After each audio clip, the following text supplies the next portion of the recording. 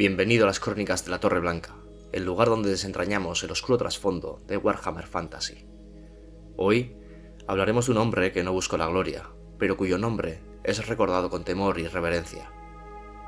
Un fanático para algunos, un redentor para otros, un guerrero de la fe que recorrió los caminos del Imperio como un profeta errante llevando la ira de Sigmar contra los impuros. Él es Ludor Hus. Se dice que no conocía el descanso, que donde pasaba dejaba una estela de herejes purificados y aldeanos encendidos con la llama del fervor. Un sacerdote guerrero sin hogar, sin miedo y sin más propósito que la voluntad del Dios emperador de la humanidad.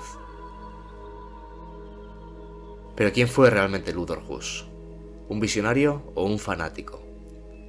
¿Un salvador o una tempestad de sangre que azotó el imperio en sus horas más oscuras? Acompáñame en este episodio, mientras desentrañamos su historia, su misión y su impacto en los tiempos turbulentos en los que vivió. Esta es la crónica de Ludor Hus.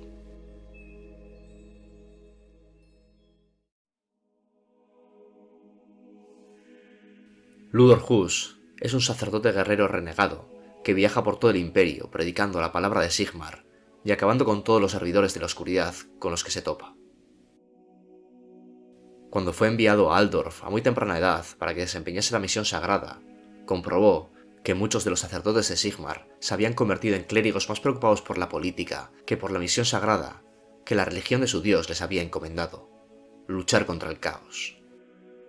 ¿Pero qué es o quiénes son los sacerdotes guerreros de Sigmar?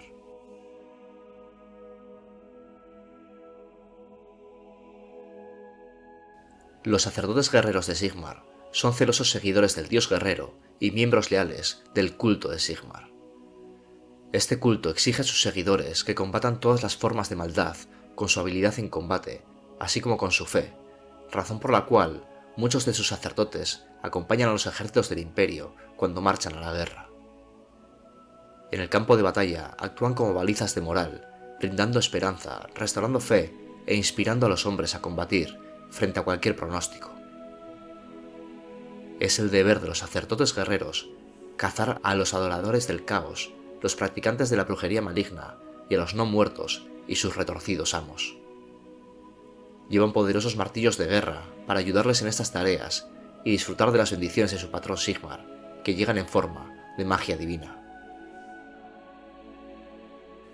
Ataviados con vestiduras ceremoniales y con armaduras adornadas con símbolos de martillos sagrados, cometas de doble cola y otros iconos religiosos, se afeitan la cabeza en señal de devoción y llevan todo tipo de fetiches extraños hechos de hierro, madera y hueso.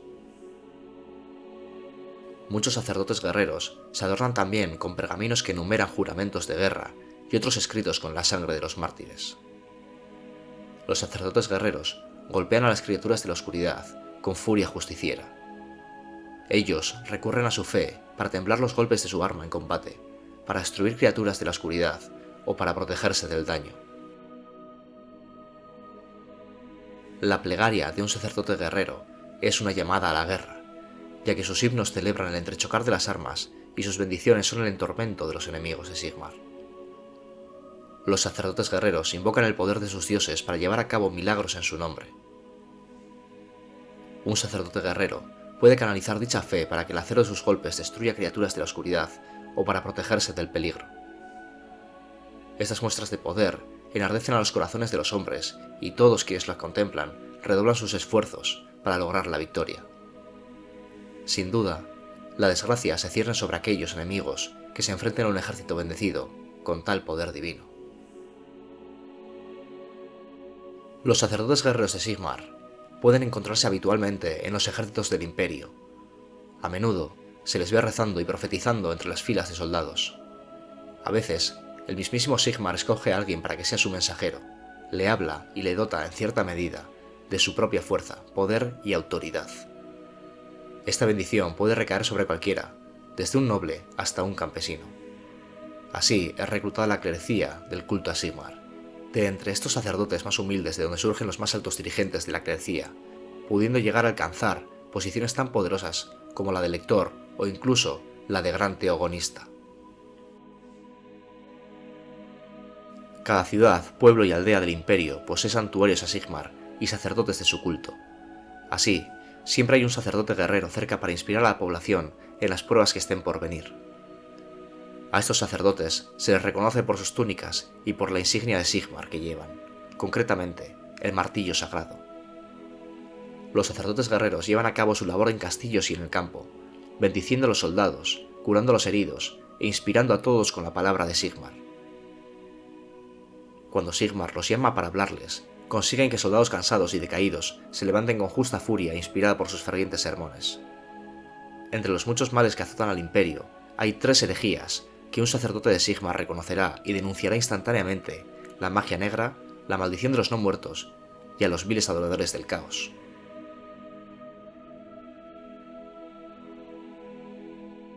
Volviendo a Luthor Hus, sabemos que en los primeros años de la regencia de Karl Franz, un niño apareció a las puertas de un monasterio sigmarita cercano a Wissemburg, pidiendo que le dejaran unirse a los monjes guerreros.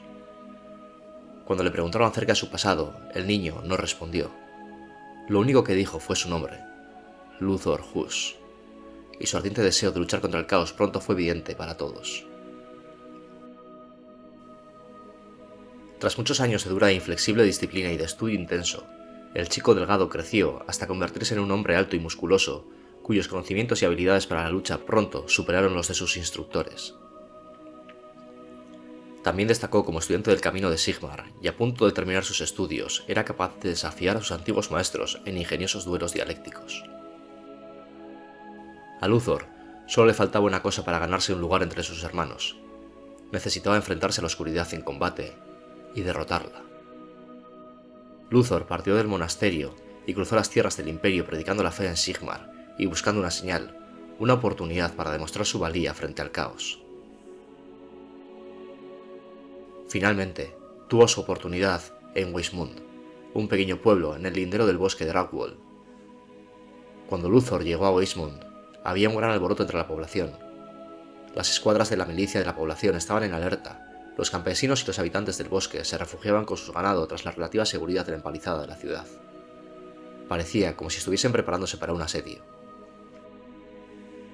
Luthor pronto fue informado de que una enorme banda de hombres bestia había atacado la zona y muchas comunidades aisladas habían sido destruidas. Recuerdos dolorosos de su propia infancia se encendieron en la mente del novicio. Poco después, estaba muy ocupado yendo de un lado a otro del pueblo, alentando a los defensores con encendidos discursos y ayudándoles a prepararse para el inminente ataque. Se había solicitado ayuda, pero la guarnición de tropas más cercana estaba en Helgard, y los refuerzos tardarían días en llegar a Weismund. De repente, los hijos del caos atacaron la ciudad. Grandes fueron las muestras de valor de Luthor, ya que el poder de Sigmar estaba junto a él aquel día. Su poderoso martillo de guerra aplastó a muchas abominaciones, y un aura sobrenatural le rodeó y protegió durante la batalla. Los golpes del enemigo eran incapaces de penetrar su armadura, y la hechicería diabólica del chamán que iba al frente de los hombres bestia no tenía ningún tipo de efecto sobre Luthor. Incluso una enorme criatura, con cabeza de toro, sucumbió ante el implacable sacerdote. Después de 2 días de lucha ininterrumpida, los refuerzos imperiales llegaron a la ciudad y los hombres bestia huyeron, adentrándose en el bosque. Luthor se unió a estas tropas en su persecución, pero cuando los soldados llegaron al lindero del bosque se detuvieron, pues consideraban una locura adentrarse en la oscura espesura del bosque. Luthor no se dejó intimidar y siguió los pasos de las criaturas del caos, determinado a exterminarlas a todas. Los soldados instalaron su campamento allí por si los hombres bestia decidían volver. Poco después, todos estaban convencidos de que los hombres bestia habrían acabado con la vida del fiero novicio, pero, transcurridos 3 días, Luthor volvió a aparecer saliendo del bosque. Su armadura estaba hecha jirones, su cuerpo exhausto estaba cubierto de la sangre de sus enemigos. Luthor había llegado hasta el campamento arrastrando consigo la cornuda cabeza del chamán. Tras su victoria contra el caos, Luthor regresó al monasterio, donde fue ordenado. Aquel día se unió a sus hermanos en la batalla, distinguiéndose en la lucha contra las hordas de la oscuridad. Luthor ascendió rápidamente y al final fue elegido para unirse a la delegación que representaba a su orden en el concilio sigmarita de Altdorf. La razón por la que se celebraba ese concilio era elegir a un nuevo archilector que sucediera a Manfred de Null, desaparecido en el norte durante una cruzada contra Archaon, el señor de la guerra del caos. Luthor estaba visiblemente preocupado por lo que había presenciado en el concilio. Vio a clérigos gordos más interesados en la política y en los negocios que en acometer la misión sagrada que Sigmar les había confiado, la lucha contra el caos. El gran tegonista Volkmar se encontraba ausente. Debido a su ya avanzada edad, pasaba cada vez más y más tiempo en el pináculo de la torre del templo de Sigmar. Allí, en el secreto depósito de tomos de los saberes prohibidos, se encerraba durante días en busca de una respuesta a la oscura amenaza procedente del lejano norte. En el concilio, corrían rumores maliciosos, y algunos dudaban incluso de la capacidad mental de Volkmar, debido al largo número de horas que pasaba allí leyendo aquellos grimorios malditos. Sin la guía del teogonista, la influencia de los archilectores estaba creciendo. Estaban aprovechando su posición entre el clero para cumplir sus egoístas intereses políticos. Con todo el fervor de su encendida fe, Luthor denunció abiertamente esta relajación espiritual, atacando a los lectores del concilio con duras palabras de reproche. No hace falta decir que no despertó muchas simpatías entre los archilectores, y sus superiores en la orden le ordenaron que se retractara y se disculpase, por lo que le dieron 3 días para que orase y que pensase en la magnitud y repercusión de lo que había dicho, tiempo tras el que fue llevado a presencia de los archilectores para que les pidiese perdón. El joven y piadoso Luthor no se había arrepentido y no podía obedecer tal orden, que estaba en plena contradicción con todo aquello en lo que siempre había creído. Finalmente, decidió renunciar a su posición en el culto, cogió su martillo y abandonó la catedral bajo la amenaza de que sería excomulgado o condenado a muerte. Desde aquel día, Luthor ha viajado por todo el imperio, predicando contra la corrupción de los dirigentes del culto a Sigmar, e incitando a los devotos a buscar la voluntad de Sigmar sin la mediación del clero. Luthor se ha convertido en la pesadilla de todos los sacerdotes corruptos, y ciertos rumores dicen que algunos de ellos han tenido un triste destino a manos de Luthor. También es el azote de los incrédulos y la perdición de todos cuantos hacían tratos con los dioses oscuros.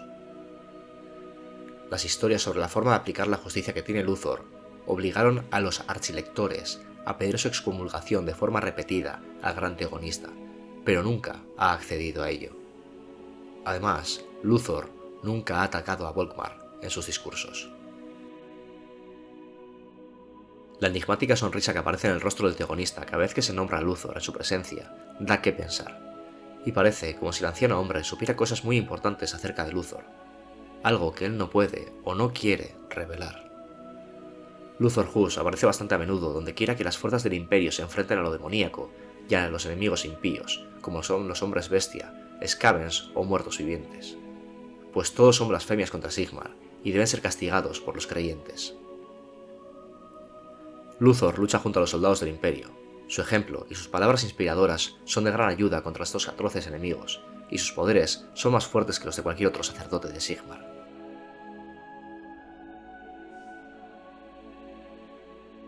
Durante los acontecimientos de la tormenta del caos, Luthor Hus volvió a tomar protagonismo. Mientras el imperio lloraba atemorizado, Luthor viajó por toda la tierra en busca de un signo del retorno de Sigmar. Siguió la pista de las increíbles historias que se contaban del hijo de un herrero y llegó hasta el pueblo de Lachenbad, donde descubrió al joven Valten, un joven en el que Luthor vio al sucesor de Sigmar. Y es que si hablamos de Luthor Hus, tenemos que hablar también de Valten.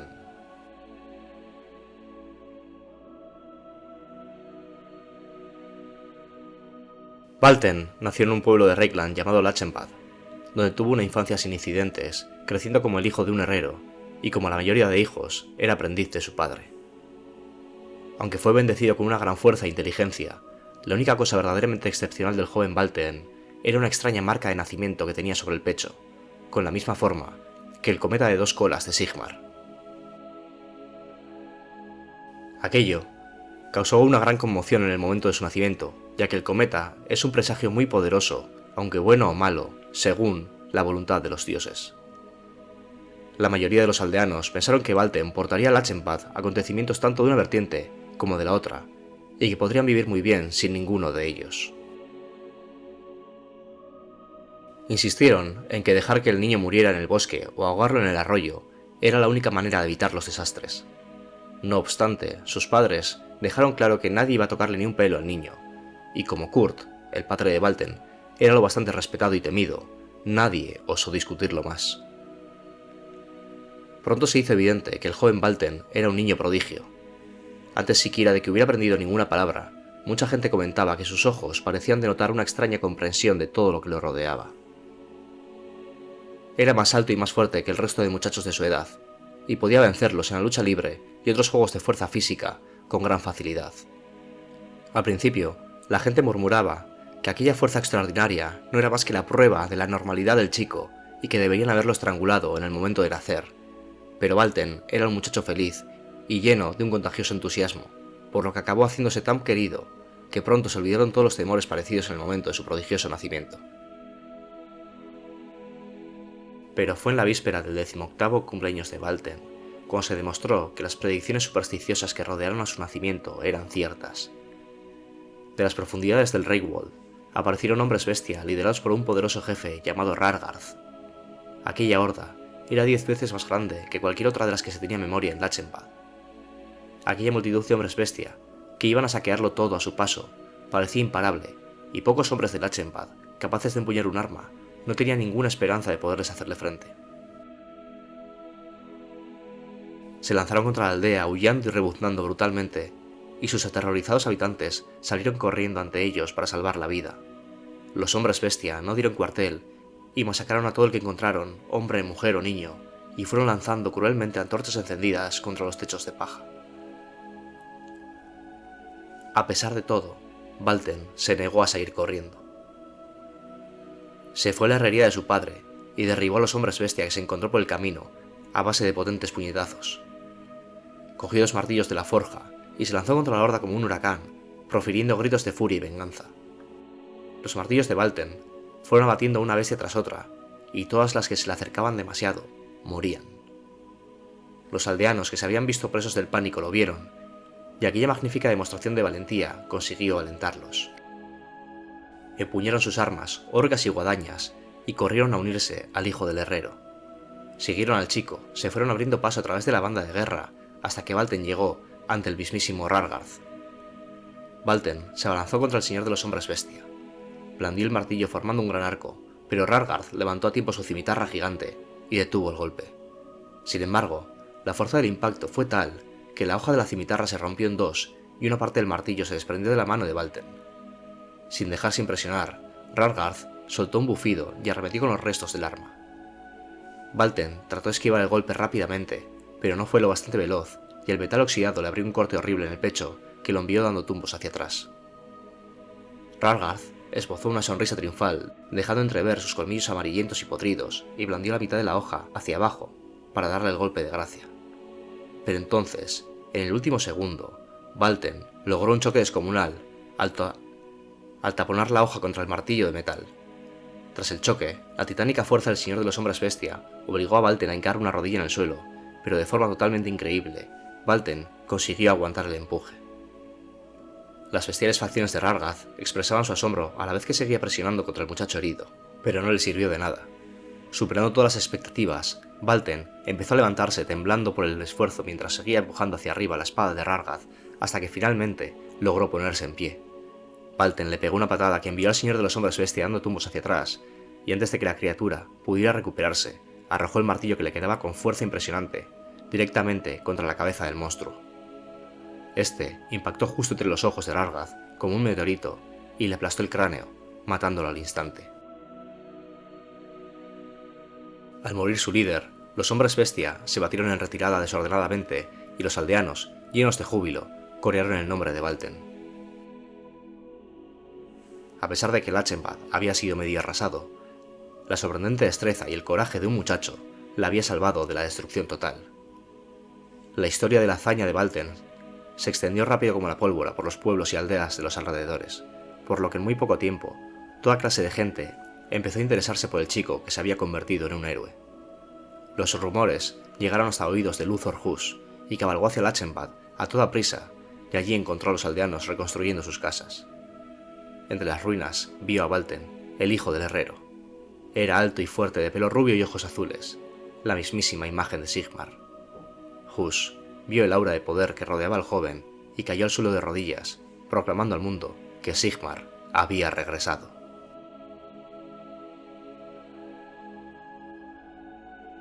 La declaración de Hus no fue bien acogida en muchos lugares, y aunque muchos de los habitantes desesperados y afligidos se agolparon junto al estandarte de Luthor Hus para contemplar al dios reencarnado, los hombres más poderosos temieron que Hus cometiese un error. Uno de los enemigos de Luthor Hus fue Johann Esmer, que se había convertido en el gran antagonista tras la muerte de Volkmar a manos de Archaon. Esmer siempre había mantenido la teoría de que Hus era un hereje al que debían dar caza, y cuando Esmer fue declarado gran antagonista, Luthor Hus se enfureció. En Altdorf llegó a los oídos de los altos y poderosos la noticia del descubrimiento de Hus y su convicción de que Sigmar había regresado. Algunos ciudadanos imperiales se vieron inundados de esperanza. Otros se asustaron o concibieron falsas ilusiones y para otros fue aún peor. Corrió el rumor de que Hus y Valten marchaban a la capital a pedir la audiencia al propio emperador. Junto a ellos iba una muchedumbre formada por miles de predicadores, guerreros sacerdotes, flagelantes y fanáticos. Esta turba de fanáticos seguía a Valten a donde quiera que fuese, mientras éste perseguía a hordas de hombres bestia en los bosques oscuros. Cuando llegaron a la capital, Hus y Valten encontraron las puertas de la ciudad cerradas. Hus pidió que las abrieran, aunque Valten se retiró tranquilamente a esperar. Los 3 días siguientes, Hus volvió a las puertas para convencer y amenazar a los capitanes de la Reichsguard que la guardaban, y entretanto, los gobernadores del imperio se reunieron en sus cámaras para discutir lo que iban a hacer. Las opiniones estaban divididas, ya que algunos creían las palabras de Hus de que Valten era Sigmar renacido. Otros lo condenaron como hereje y apoyaron al gran antagonista. En el momento en el que el imperio necesitaba más que nunca la llamada de una sola voz, estaba dividido por una cacofonía de discusiones. El tercer día, un capitán de la Reichsguard, inspirado por el temor religioso fruto de las afirmaciones de Hus, desobedeció las órdenes y abrió las puertas. Los guardias de la Reichsguard empezaron a luchar entre ellos y Hus y Valten aprovecharon la confusión para entrar. Caminaron hasta el palacio del emperador y allí se encontraron con Karl Franz. El emperador tenía que tomar una decisión casi imposible. Si creía lo que decía Hus, Valten era el verdadero heredero y tenía legítimo derecho a reclamar el título de emperador. El simple pensamiento de dejar el gobierno de una gran nación en las manos de un joven inexperto, porque así lo exigía un fanático religioso, era terrible.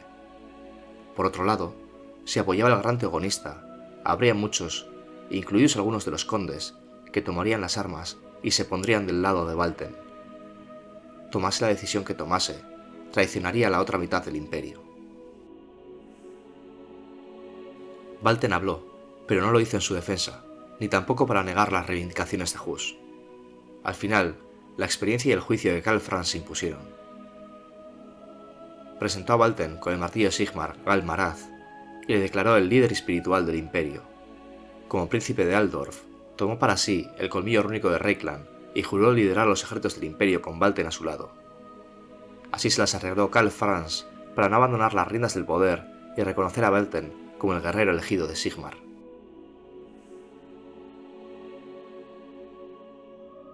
El ejército imperial, con Karl Franz a la cabeza y con Valten a su lado, marchó hacia Middelheim, donde se debía librar la batalla final. Mientras Karl Franz y Valten cabalgaban junto a la gran hueste, se alzaba un gran clamor entre las tropas que se ponían de pie para festejar la llegada de sus líderes. Pronto, miles de soldados se habían apiñado para ver a los 2 hombres más grandes del imperio. Mientras la Reichsguard trataba de abrir un camino por el que pudieran pasar, las tropas del imperio se separaron delante de los 2 generales. Estos encontraron ante ellos una de las visiones más extrañas que jamás habían presenciado. 2 pequeñas fuerzas esperaban incómodamente a los recién llegados. En un lado había un contingente de enanos que asían nerviosamente sus martillos y hachas. La causa de la preocupación de los enanos era la proximidad de 500 altos elfos, con sus relucientes armaduras y en primera línea, la presencia del alto mago Teclis. Junto a Teclis había un hermoso corcel élfico de ijadas blancas y brillantes y con una armadura destellante. Teclis se adelantó e hizo una señal a Valten para que desmontara. Le enseñó al joven guerrero la montura diciéndole que su nombre era Alfandin, hijo de Malhandir, el corcel del príncipe Tyrion. Aunque no era un pura raza como su padre, Alfandir era el mejor caballo del viejo mundo, y Valten aceptó el regalo con una inclinación de cabeza y una sonrisa. Para no ser menos, un enano venerable se adelantó de entre los suyos y tras él, 2 seguidores transportando una gran armadura con placas de oro y plata en la que había grabadas varias runas mágicas. El enano se presentó a sí mismo como Barak Karagria, embajador temporal del gran rey Thorgrim, custodio de agravios. En él había recaído el honor de ofrecer a Valten una impresionante armadura hecha del más puro Gromril. La armadura había sido forjada para Sigmar 2500 años atrás, pero nadie la había reclamado. El gran rey pensó que era adecuado entregársela a Valten junto a la promesa de una futura amistad y los deseos de la mejor de las suertes.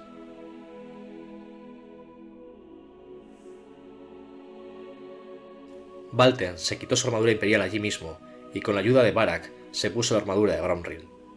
Saltó a la silla de Alfandin y el corcel se elevó poniéndose a 2 patas mientras Valten alzaba el martillo de Sigmar por encima de su cabeza. Un enorme clamor, al que se unieron las voces de elfos y enanos, recorrió todo el campo.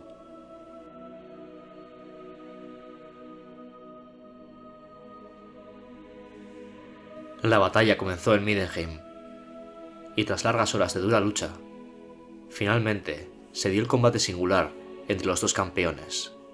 Por un lado, Valten, elegido de Sigmar, y por otro lado, Archaon, el paladín de los dioses oscuros.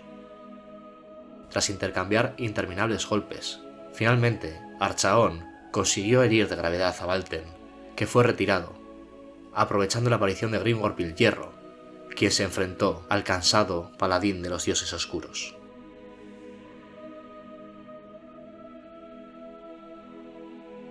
La batalla finalizó, y los ejércitos se disgregaron. Valten yacía en estado comatoso dentro del templo de Salia, después de haber sido llevado allí por Luthor Hus. A pesar de sus propias heridas, Hus veló a Valten junto a su lecho. A lo largo de la ciudad, resurgieron los debates sobre la divinidad de Valten y su derecho a ser emperador. El Graf, Boris Todbringer y el gran antagonista Esmer pidieron 3 días para resolver la situación. Pero al día siguiente, Luthor Hus visitó a Karl Franz con los ojos llenos de lágrimas. Valten había sido asesinado. Conmocionado, Karl Franz visitó la habitación donde Valten se estaba recuperando. La cama y las sábanas estaban cubiertas de sangre. El cuerpo de Valten había desaparecido. Un cuchillo verde y resplandeciente había sido clavado en su colchón y la marca de la rata cornuda había sido tallada en la pared. Hus preguntó al emperador qué debía hacer. Karl Franz tomó el martillo de Sigmar de manos de Hus y luego le asignó un nuevo deber. Debería proclamar al pueblo que Sigmar había abandonado una vez más la tierra de los hombres, que había dejado su martillo al emperador como señal de confianza, y que Hus seguiría siendo su profeta y que buscaría su regreso cuando el imperio lo necesitara una vez más. Por lo tanto, hoy Luthor Hus sigue por las tierras salvajes del imperio, predicando el retorno de Sigmar en tiempos de gran necesidad.